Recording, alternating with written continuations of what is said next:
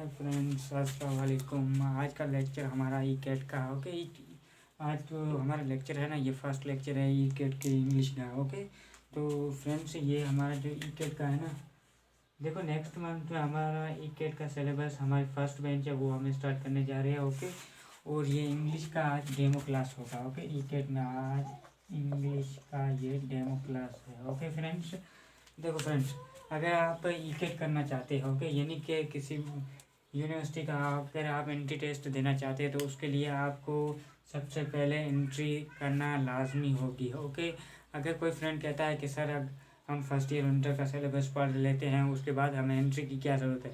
देखो फ्रेंड्स, अगर आप एंट्री नहीं करना चाहते हो ना, तो हालांकि बहुत ही बड़ा आप पे इफ़ेक्ट आएगा, क्योंकि एंट्री बहुत ही इम्पोर्टेंट है। अगर कोई स्टूडेंट यूनिवर्सिटी की टेस्ट देना चाहता है ना, तो उसके लिए एंट्री की तैयार ओके एंट्री बहुत ही इम्पोर्टेंट है। क्योंकि देखो अब इंग्लिश है ना, इंग्लिश देखो, इंग्लिश हालांकि आपकी जो यूनिवर्सिटी की टेस्ट्स में इंग्लिश आती है ना, वो हालांकि बहुत ही हटकर आती है, यानी कि जो आप पिछले 12 सालों में नहीं पढ़ते हो ना, उस ऐसी इंग्लिश आती है जो आपने पिछले 12 सालों में नहीं पढ़ी हुई है। ओके, देखो वो कैसे आपको पता चलेगा सर। देखो बहुत ही, हालांकि आप जैसे फिजिक्स है या केमिस्ट्री है या मैथ है, ओके, ये जो आपकी फर्स्ट ईयर इंटर के सिलेबस है उसी में से ये आते हैं। लेकिन एंट्री क्यों लाजमी फिर, देखो फ्रेंड्स, एंट्री इसलिए लाजमी है क्योंकि देखो एंट्री में आपको टीचर के एक दिया होता है कोई, ओके, एमसीक्यूज, तो आपको बताता है कि उस एमसीक्यूज को कितनी कम समय में कैसे हम सॉल्व करेंगे। ओके, तो आपको एंट्री के अंदर नए नए ट्रिक्स भी बताते हैं टीचर्स। ओके, तो एंट्री बहुत ही इम्पोर्टेंट है, और इंग्लिश की एंट्री और भी ज़्यादा इम्पोर्टेंट है। ओके, क्योंकि आपको पता नहीं कि इंग्लिश में कहाँ से आएगा। ओके, इसकी वोकेबलरी है। हालांकि हमारे जो इन मैथ, ओके, इंग्लिश में ना, इंग्लिश में 75% स्टूडेंट की मार्क्स, ओके, ई कैट के जो 25 मार्क्स होते हैं ना, उसमें 25 मार्क्स नहीं ले आते। 75% स्टूडेंट 25 में से 25 मार्क्स नहीं ले आते। ओके, आई थिंक 90 भी हो सकते हैं। तो इसलिए देखो फ्रेंड्स, आपको इंग्लिश ई कैट के लिए बहुत ही इम्पोर्टेंट है। ओके, तो इसलिए हमारा ई कैट में इंग्लिश का आज हमारा फर्स्ट जो टॉपिक होगा वो होगा कॉन्कर्ड। ओके, कॉन्कर्ड, देखो फ्रेंड, अगर इंग्लिश ग्रामर आप पढ़ रहे हो ना, तो ये कॉन्कर्ड, हालांकि आप में से कुछ बच्चों ने शायद ये वर्ड भी पहली बार सुना होगा। देखो फ्रेंड्स, अगर आप एंट्री टेस्ट करना चाह रहे हैं, ओके, तो उसके लिए आपको ये कॉन्कर्ड का ये जो टॉपिक है ना, ये बहुत ही ओके, यानी कि ये टॉपिक आपको आना चाहिए। ओके, अगर ये टॉपिक नहीं आता है तो फिर आपके लिए बहुत ही एंट्री हार्ड हो जाएगी। ओके, शायद आप में से कुछ बच्चों ने जो ये कॉन्कर्ड वर्ड भी पहली बार सुना होगा। देखो फ्रेंड्स, अगर आप फर्स्ट ईयर का अगर आपने इंग्लिश का सिलेबस पढ़ा है तो उसमें देखो ये कॉन्कर्ड किया है। ओके, 1 सेकेंड, बिजली चली गई है। ओके फ्रेंड्स, सॉरी, बिजली चली गई। ओके, तो देखो फर्स्ट ईयर का सिलेबस है ना इंग्लिश का, इंग्लिश में देखो ये कॉन्कर्ड वर्ड आपको वहाँ पर मिलेगा। आई थिंक लेसन 1 या 2 3 ऐसे होगा, उसमें देख लेना, आपको कॉन्कर्ड का मिल जाएगा। देखो फ्रेंड्स, कॉन्कर्ड कॉन्कर्ड है क्या, ये पहले हम जान लेते हैं। अब देखो, कॉन्कर्ड एक एग्रीमेंट है। Okay, okay, concord is an Concord is an agreement between subject and verb of the sentence। देखो फ्रेंड्स, कॉन्कर्ड है क्या, सबसे पहला जो हमारा क्वेश्चन आता है ना कि कॉन्कर्ड है क्या, तो देखो फ्रेंड्स, कॉन्कर्ड क्या है। कॉन्कर्ड हमारे जो सेंटेंस में सब्जेक्ट या वर्ब होता है ना, उसकी क्या करता है, ये एग्रीमेंट करता है। ओके, कि ये जो सब्जेक्ट है या वर्ब है ये सही तौर पे या करेक्ट सेंटेंस के अंदर इस्तेमाल हुए है या नहीं, तो ये उसकी क्या करता है, एग्रीमेंट करता है। ओके फ्रेंड्स, ओके, तो कॉन्कर्ड की हम इंग्लिश ई कैट की इंग्लिश में हम कॉन्कर्ड की 10 काइंड्स पढ़ेंगे। ओके, 10 रूल्स, या आप 10 काइंड्स भी आप इसको बोल, या इसको आप 10 कंडीशन। ओके, तो हम कॉन्कर्ड की जो 10 कंडीशन पढ़ेंगे, उसके बाद आपको ओके सेंटेंस करेक्शन या सेंटेंस कंप्लीशन, वोकेबलरी। ओके, याद रखना कि इंग्लिश की ई कैट की इंग्लिश में मैं आपको वोकेबलरी के तकरीबन 1200 वर्ड की एक लिस्ट भी प्रोवाइड करूँगा।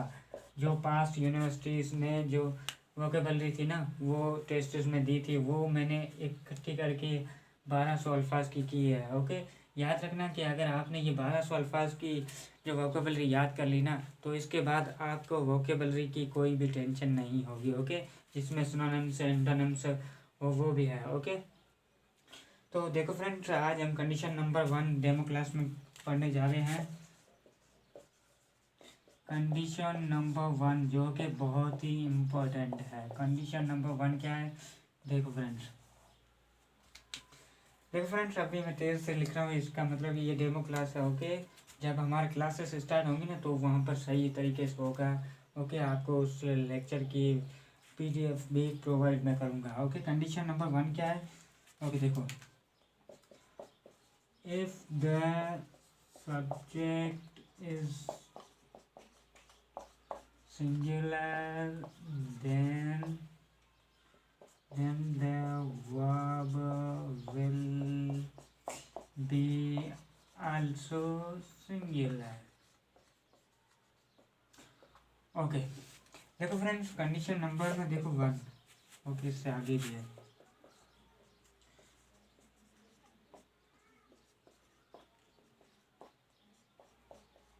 If the subject is plural, then the verb will also be singular. 1 second, ये फिर से बिजली चल गई है, सॉरी फ्रेंड।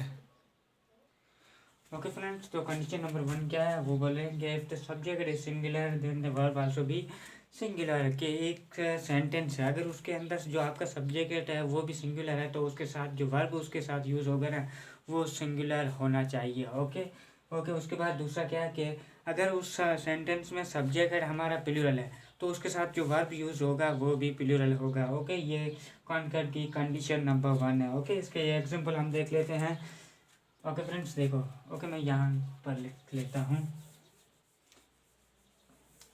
ओके, सबसे पहली जो कंडीशन है कॉन्कैट की, उसमें क्या है कि if the subject is singular then the verb also be singular. देखो, ये हमारा सब्जेक्ट है, ये क्या है? सिंगुलर है। अब इसके साथ जो वर्ब होगा ना, वो भी सिंगुलर इस्तेमाल होना चाहिए। ओके ओके, अब देखो इसमें कौन सा होगा, प्ले होगा या प्लेस होगा। देखो फ्रेंड्स, अब देखो, ये आपके पास एक MCQ आ गया है। अब आपको बोल रहे हैं कि इसमें देखो सब्जेक्ट कौन, ओके सॉरी, कि इसके अंदर जो वर्ब होगा वो कौन सा होगा। अब देखो, सबसे पहले आपको पता होना चाहिए कि ही कौन सा है। ही देखो एक सिंगुलर सब्जेक्ट है। ओके, सिंगुलर सब्जेक्ट है, तो हमें पता है कि अगर एक सेंटेंस के अंदर सब्जेक्ट सिंगुलर है, तो उसके साथ जो वर्ब होगा वो भी सिंगुलर होना चाहिए। तो अब देखो, इन दोनों में से सिंगुलर वर्ब कौन सा है? देखो फ्रेंड, सिंगुलर वर्ब है ना, वो कौन सा है? प्लेज है। ओके, तो यहाँ पर क्या होना चाहिए? प्लेज। यानी कि अब हमारा सेंटेंस है ना, वो कंप्लीट हो गया। यानी कि ही प्लेज क्रिकेट, कि वो क्रिकेट खेल रहा है। अब देखो, सब्जेक्ट सिंगुलर है, तो वर्ब भी इसके साथ क्या है? सिंगुलर है। सबसे पहली बात देखो फ्रेंड, याद रखना, ये ट्रिक है, ट्रिक भी आप इसे समझ सकते हैं। देखो कौन सी ट्रिक है, ये बहुत ही इम्पोर्टेंट है। देखो, अगर नाउन के साथ, ओके, नाउन के साथ, ओके, एस या IES या ES अगर हो ना, तो वो क्या हो जाएगा? वो प्लूरल हो जाएगा, प्लूरल हो जाएगा। ओके, देखो, नाउन के साथ अगर SIES या ES हो ना, तो वो नाउन क्या हो जाएगा? प्लूरल होगा। लेकिन अगर वर्ब के साथ, जी हाँ, अगर वर्ब के साथ S या IES या ES हो ना, तो वो वर्ब हमारा क्या हो जाएगा? वो वर्ब हमारा सिंगुलर हो जाएगा। सॉरी फ्रेंड्स, फिर से बिजली का प्रॉब्लम। ओके फ्रेंड्स, तो ये देखो, सेकंड।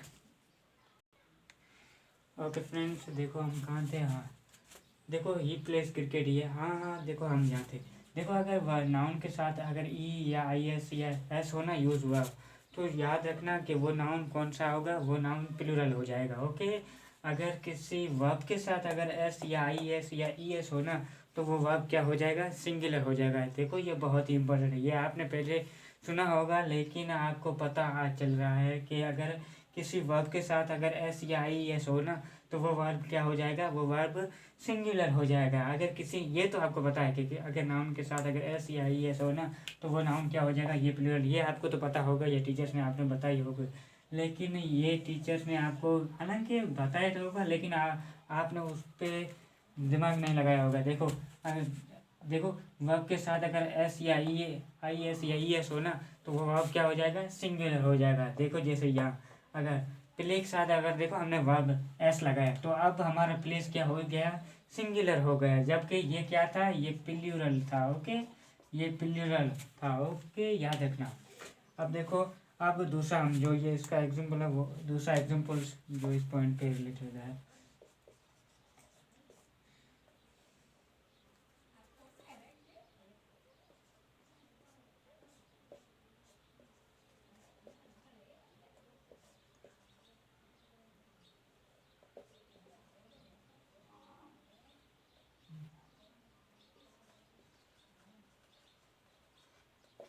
ओके, देखो ये एग्जांपल है, दी ईट और ईट्स बनानास। देखो अब देखो, सबसे पहले आप सब्जेक्ट देखो, सब्जेक्ट क्या है हमारा, सब्जेक्ट हमारा प्लूरल है। ओके, प्लूरल, प्लूरल सब्जेक्ट है, तो इसके साथ वर्ब भी क्या आना चाहिए, कि वो कह रहा है कि if subject is plural then the verb will be पे सिंगुलर। ओके, सॉरी यहाँ पर मैंने क्या, ओके फ्रेंड्स देखो, अगर सब्जेक्ट हमारा प्लूरल होगा ना, तो उसके साथ वर्ब भी हमारा क्या होगा, प्लूरल होगा। ओके, याद रखना, ये मेरी मिस्टेक थी, सॉरी। ओके, यहाँ पे तो नहीं कोई, नहीं ये सही है। ओके, देखो हमारा सब्जेक्ट क्या है, प्लूरल, तो इसके साथ वर्ब भी कौन सा आना चाहिए, प्लूरल।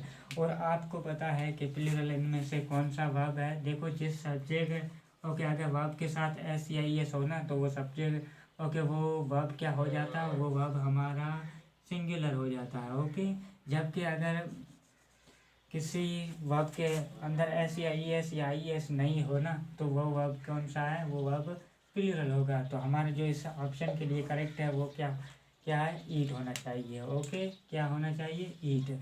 यानी कि आप सेंटेंस हमारा क्या हो जाएगा, दी ईट बनानास, के वो बनानास खा रहे हैं। ओके, तो फ्रेंड्स ये था ईकेट का आज डेमो क्लासेस, तो जिसमें आपको मैंने कंडीशन नंबर 1 के बारे में आज हमने लर्न किया है। ओके, कॉन्कर्ड की।